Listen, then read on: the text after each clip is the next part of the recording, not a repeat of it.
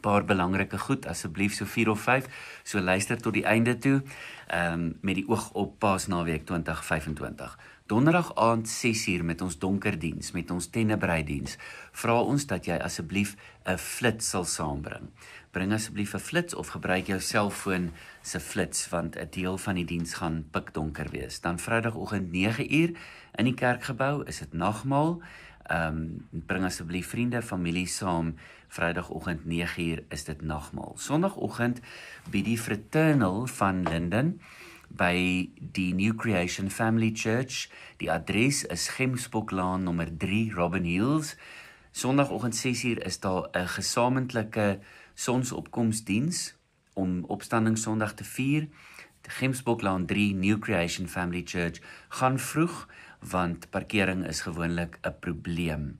Sondagoggend 9uur by Annie Berg is dit ons Opstandingssondagdiens en met die oog daarop vra ons dat jy helder kleure sal aantrek en ook helder kleurige blomme sal saambring kerk toe. Ons gaan dit voor in die kerk neersit.